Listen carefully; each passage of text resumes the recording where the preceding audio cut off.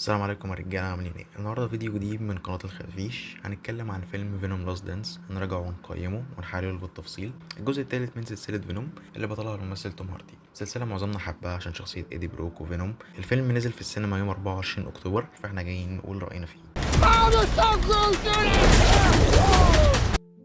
بيبتدي الفيلم مع شخصية نول. قبل ما نخش في الأحداث عايزين نعرف بس مين هو شخصية نول. شخصية نول هو شخصية قديمة جدا في الكوميكس تبع مارفل، شخصية جبارة، في ناس تتكلم إن هي أصلا أقوى من ثانوس، بس يعني إن هو شخصية مش سهلة، فيلن مش سهل. فبيبتدي الفيلم معاه إن هو محبوس. وقبل برضه نتكلم ان هو نول ده هو صانع الطفيلات اللي زي فينوم وامثال كتير جدا زي كارنيج برضه في الجزء الثاني. فنول ده هو صانع الطفيلات ولكنه محبوس، فعلشان يخرج من السجن اللي هو فيه لازم يجيب حاجه اسمها كودكس. والكودكس دي بنعرف مع احداث الفيلم ان هي مع فينوم الطفيلي بتاع ايدي بروك. وطبعا عشان ياخد الكودكس دي بيبقى كائنات اسمها الريج. كائنات الريج دي بتنزل الارض، كائنات فضائيه عايزه الكودكس من فينوم. ففينوم كل ما بيتحول، ايدي كل ما بيتحول لفينوم، الكودكس بتعرف مكانه وبتحدده وبتروح تجيبه.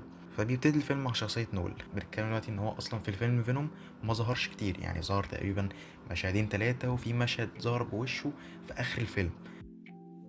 بعد مشهد نول بنشوف ايدي في حانة في المكسيك، طبعا هربان من امريكا بسبب انه متهم في قضية قتل المحقق باتريك. نتكلم عن نص الفيلم الاول او بدايه الفيلم عامه. اول نص ساعه في الفيلم ما كانش فيه احداث كتير قوي، ما كانش فيه اكشن، ولكن هو عرفنا مين شخصيه نول، مين كائنات الريج، ايه معنى الكودكس والطفيلات الكتيره، ان نول هو صانع الطفيلات. طبعا في مشاهد كوميديا بين ايدي وفينوم، المشاهد دي طبعا هي اللي محليه اصلا السلسله كلها. توم هاردي بصراحه من الممثلين اللي بيعرفوا يجيدوا كل الادوار اللي بيعملوها، يعني او معظم الادوار اللي عملها توم هاردي في افلامه كان متقنها جدا. انا بحب السلسله بسبب توم هاردي اصلا، واعتقد ان لو حد تاني غيره كان عمل شخصيه ايدي ما كانش هينجح. قبل ما نتكلم عن نص الفيلم التاني خلونا نتكلم عن شوية شخصيات جديدة ظهرت في الفيلم أو في عالم فينوم. شخصية دكتور تيدي. دكتور تيدي أول مشهد ليها بيكون مشهد حلم ليها بأخوها. أخوها اللي كان نفسه يبقى رائد فضاء ويشتغل في وكالة ناسا. كانوا قاعدين في يوم وكان في برق، كان بيتكلم إن البرق ممكن يمنع الكائنات الفضائية، وهو كان مهووس بفكرة الكائنات الفضائية والفضاء وكده. ولكن للأسف هو بيموت في اليوم ده بسبب البرق، ومن ساعتها هي بتقعد تفكر فيه. نشوف برضو إن أخوها كان نفسه يبقى رائد فضاء، ولكن هي تيدي لما كبرت حققت حلم اخوها او اشتغل الشغلانه اللي هو كان نفسه يشتغلها في شركه ناسا تبع المنطقه 51. والمنطقه 51 بيكونوا حابسين فيها اعداد كبيره جدا من الطفيلات اللي زي فينوم وغيرها.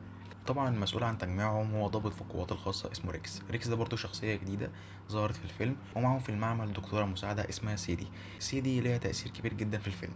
وبنكتشف مع أحداث الفيلم إن المحقق باتريك اللي كان فينوم وإيدي متهمين قتله عايش، ولكن هو كان ميت. طب ازاي عايش؟ ان هم حقنوه بطفيلي، يعني دلوقتي مش باتريك هو اللي عايش، الطفيلي هو اللي عايش جوه باتريك. هو بيكلمهم عن خطر كائنات الريج وخطر نول اللي جايين يغزوا الارض، وبيتكلم معاهم وبيحذرهم حذر شديد جدا. نبدأ بقى نتكلم عن نص الفيلم التاني. الفيلم بدأ يحلى وبدأ يبان أكتر، بدأنا نتعمق في القصة، بدأنا نشوف مشاهد حلوة. بس قبل ما نتكلم عن المشاهد اللي هي فيها إثارة وفيها أكشن وكده، نتكلم عن المشهد مثلا زي مشهد ميسي تشان وهي بترقص مع فينوم. المشاهد دي بتبقى حلوة جدا، يعني مشاهد شخصية فينوم يبين لك شخصية فينوم قد إيه هو مثلا مش طفيلي جاي إن هو يدمر وخلاص، مش طفيلي إن هو جاي يحارب وكده، لا هو طفيلي برضو كوميدي. فالمشاهد دي حلوه. طبعا ميسي تشان طبعا اللي عارف او شاف الجزئين اللي قبل كده عارف ميسي تشان ظهرت كتير. وزي برضو مشهد ايدي وفينوم مع العيلة اللي قابلوها، الأب مرتين المهووس بالفضاء. المشاهد الكوميديا اللي زي دي، دي أصلا اللي محلية السلسلة، دي اللي مخليها السلسلة دي بالنسبة لي بجد حاجة عظيمة، حاجة حلوة فعلا.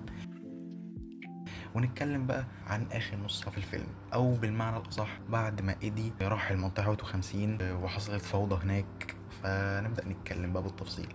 يعني اخر نص ساعه مليانه متعه من المؤثرات البصريه، بصراحه كانت حلوه، يعني حاجه عملتها مارفل جميله جدا. بدانا نشوف الحاجه اللي احنا نفسنا نشوفها من بدري، هي الطفيلات. بدأنا نشوف أكتر من طفيلي، زي ما كنت بقول لك إن المعمل كان فيه أكتر من طفيلات هم حابسينها. بعد بقى ما حصل الدمار، اللي شاف الفيلم هيبقى عارف طبعا إن ريكس كان عايز يقتل إيدي. سيدي اللي احنا قلنا هيكون ليها تأثير كبير جدا في الفيلم هي اللي أنقذت إيدي وكده بفينوم. بعد كده بقى بدأنا نشوف الفوضى، وإن كائنات الرجع عرفت مكان فينوم. نشوف بقى أكتر من طفيلي، ودي حاجة احنا كنا مستنيينها جدا يعني. كارنيج لما ظهر في الجزء التاني كانت حاجة حلوة جدا إن احنا نشوف طفيلي غير فينوم. ولكن بقى في الجزء التالت كان في يعني أكتر تمام من 5 طفيلات ظهروا. بصراحة كانت ملحمة يعني. وعجبني اكتر ان الطفيلات يعني بقت في اي حد، يعني اي حد واقف بقى الطفيلي يبقى فيه. هنشوف بقى متعة بصرية بجد يعني.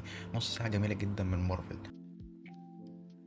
طيب نيجي بقى لنهاية الفيلم. نهاية الفيلم اللي احنا اعتبرناها صادمة وحلوة في نفس الوقت، هي نيجي نقسم النهاية لاتنين. النهاية اللي هي بنهاية فينوم نفسها ونهاية الفيلم. تعال نتكلم عن نهاية فينوم. نهاية فينوم ان احنا عارفين ان بداية الفيلم هي نهاية الفيلم، ان مفيش حل هيخلي فينوم وايدي يبقوا مع بعض طول ما كائنات الريج بتدور على الكودكس اللي موجودة مع فينوم. فمن الاخر الفيلم كله بيتمحور حوالين ده، ان ايدي وفينوم مش هيكملوا مع بعض، فالحوار ده مش هينتهي الا بموت فينوم. رحلة ايدي وفينوم اللي بدأت من الجزء الأول والتاني والتالت عملت لنا ثلاثية عظيمة جدا في عالم مارفل، بتنتهي للأسف يعني. رحلة كانت قريبة لقلوبنا جدا، شخصية ايدي وفينوم اللي احنا حبينا علاقتهم جدا، الكوميديا اللي كانوا بيعملوها، مشاهد الإثارة، علاقتهم ببعض تخليك فعلا لما حد منهم يفارق التاني أو هما يفارقوا بعض أو حد منهم يموت، لا تخليك تحزن جدا يعني. What are you doing? I'll never forget you. Don't forget me either, Eddie. No. Time to go. لكن خلينا نتكلم دلوقتي عن النهاية عامة، وهي نهاية فينوم ان هو بيضحي بنفسه لان هو عارف ان كده كده ما كانش فيه حل تاني غير ان هو يموت.